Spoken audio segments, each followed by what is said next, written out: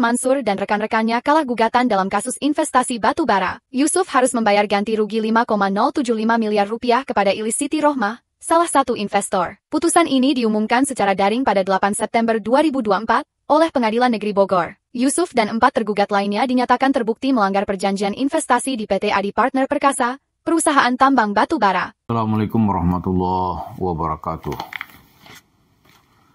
Para pemirsa, di dalam Al-Quran itu ada prinsip yang sangat tegas, yaitu tidak ada yang namanya dosa warisan.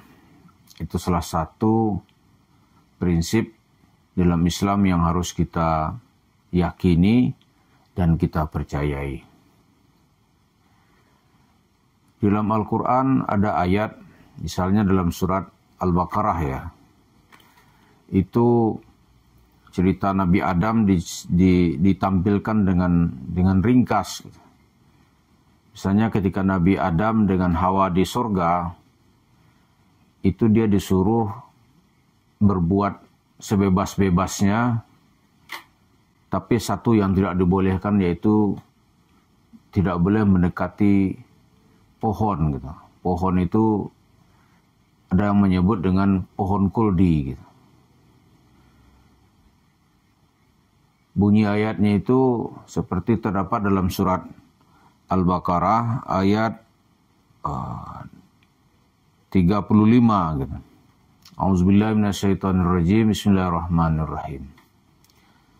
Wa qulna ya Adamu uskun anta wa zawjukal jannah wa kula an haitsu syi'tuma wa la taqraba hadhihi sajarah fatakuna minaz zalimin. Ayat setelah itu, dalam sejarah ringkas kita lihat Nabi Adam itu ternyata melanggar aturan Allah. Maka dia diturunkan ke bumi. Maka ketika di bumi itu Nabi Adam memohon ampun kepada Allah. Dan Allah menerima ampunnya. Disebut dalam surat satu ayat jeda setelah itu, fatalaqqa adama mir rabbihi kalimatin fataba alaihi innahu huwat tawwabur rahim. Fatalaqqa adama gitu. Ya kan? Adam menerima beberapa kalimat, fatalaqqa adama mir rabbihi fataba alaihi, maka dia menerima tobatnya. Jadi tobat Nabi Adam diterima oleh Allah. Innahu wat tawwabur rahim. Sungguhnya Allah itu tawwab, maha penerima taubat dan maha penyayang. Jadi dosa atau katakanlah kesalahan yang dibawa Nabi Adam itu sudah tidak ada ketika dia dikeluarkan dari surga dan dikirim ke bumi. Kita tidak membahas surganya itu apakah surga yang nanti atau surga yang di bumi juga gitu, kita nggak bahas itu ya. Tapi yang jelas ini prinsip yang jelas dalam ajaran Islam, dosa warisan itu tidak ada. Lalu bagaimana dengan mewariskan dosa? Nah, ini kan berbeda ya. Mewariskan dosa dengan dosa warisan tentu berbeda. Ayat lain banyak juga kita lihat, ada lagi prinsipnya wala tadziru waziratun wizra ukhra. Seseorang itu tidak mewarisi, ya kan, suatu dosa dari orang lain. Tapi mewarisi dosa, ya tentu ada. Mewariskan dosa tentu ada. Gitu. Nah, apa hubungannya cerita kita dengan cerita Yusuf Mansur? Yusuf Mansur dari orang tuanya mungkin nggak membawa dosa warisan, gitu. Tapi dia dengan anak-anak itu gimana? Atau bisa mewariskan dosa. Lalu pohon kuldinya yang mana? Ya kalau sekarang ya pohon kuldi itu ya warung stiknya itu pohon duitnya.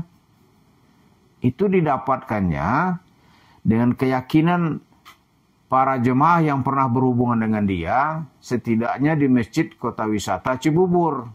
Itu adalah duit mereka yang dalam tanda kutip ini diselewengkan oleh Yusuf Mansur atau dalam bahasa kasar dirampok oleh Yusuf Mansur.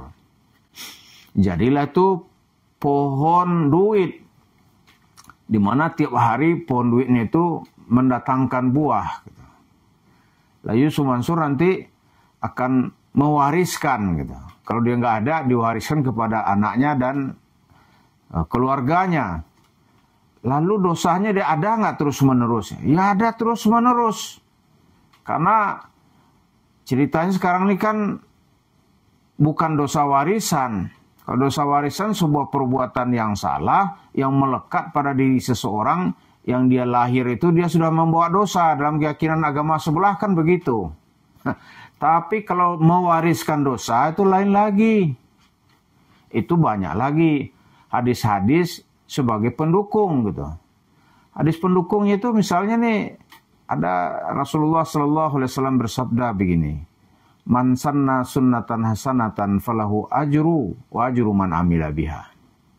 Siapa yang mencontohkan gitu ya, atau membukakan jalan yang baik, ya kan? Maka dia mendapatkan balasan yang baik, mendapatkan pahala kalau dalam bahasa agama itu. Bagi dirinya dan bagi orang-orang yang mengikutinya. Sebaliknya kata Rasulullah, man sanna sunatan sayyi'atan falau ithmun wa ithmu man amila biha. Dia akan mendapatkan dosa dan dosa orang yang mengikutinya. Jadi kalau dari letterlek begini, katakanlah warung steak Yusuf Mansur itu kan dibangun di atas cerita ya tipu lah ya, rampok dalam bahasa kasarnya nih.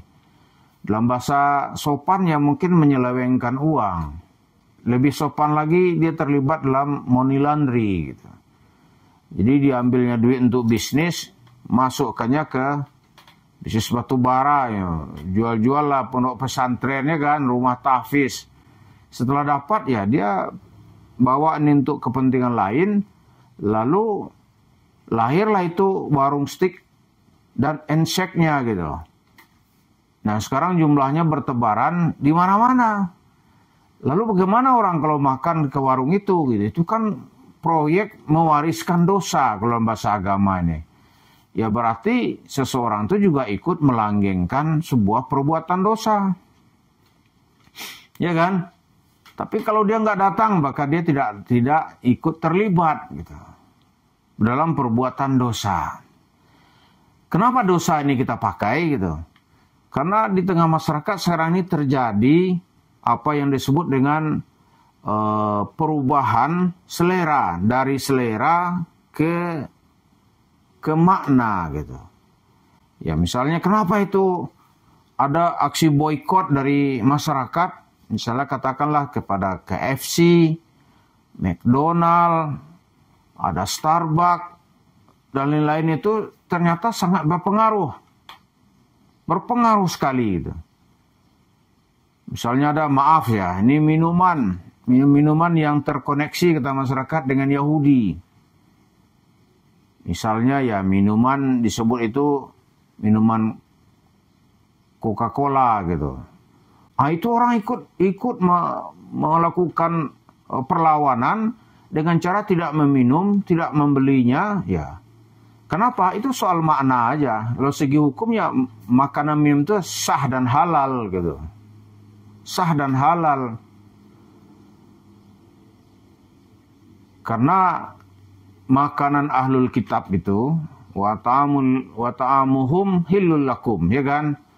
Makanan mereka itu halal buatmu, wa ta'amukum hillul lahum. Makananmu juga halal buat mereka. Jadi makan di tempat orang Yahudi jangankan kata koneksi gitu. Itu halal. Tapi karena masyarakat sekarang juga marah ya, dengan apa yang dilakukan Israel di Gaza itu, orang ikut memberikan empati gitu ya. Ya udahlah, nggak sanggup melawan dengan cara berperang ke sana, kita boikot aja lah gitu. Dia nggak mau makan dan pengaruhnya terasa besar. KFC misalnya, waduh berat dia. Kemudian dilihat lagi misalnya nih, Starbucks. Itu omsetnya jauh menurun. Bukan orang nggak suka minum kopi, tapi orang mencari tempat yang lain yang nggak terkoneksi. Gitu. Nah, Yusuf Mansur juga begitu ini. Makanan di warung steak and shake-nya itu ya enak-enak aja. Sukalah orang-orang menengah ke bawah, anak-anak sekolah. mahasiswa ya sukalah gitu, murah ya kan. Tapi nanti orang lama-lama paham, oh ini ternyata didapatkan dengan cerita merugikan jemaah masjid, lalu dengan cara itu dia berpesta pora menikmati hasilnya. Maka akan datang nanti, ya kalau gitu kita juga mewariskan dosa gitu. Dia mewariskan dosa kepada orang lain, orang yang datang ke situ ikut melanggengkan dosa yang diwariskan. Karena itu kalau makna ini sampai, wah ini sebuah pesan berantai yang membuat masyarakat mencari alternatif lain di dalam memenuhi seleranya. Bukan tidak enak, tapi maknanya sudah berubah.